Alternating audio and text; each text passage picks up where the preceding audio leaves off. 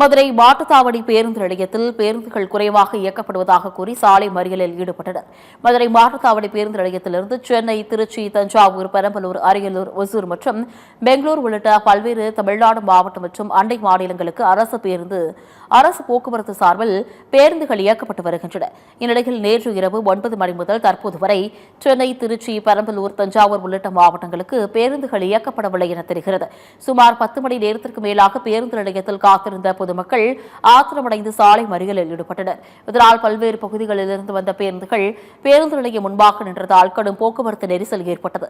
இதுகுறித்து தகவல் அறிந்து வந்த போலீசார் பேச்சுவார்த்தை நடத்தியதைத் தொடர்ந்து பயணிகள் போராட்டத்தை கைவிட்டனர்.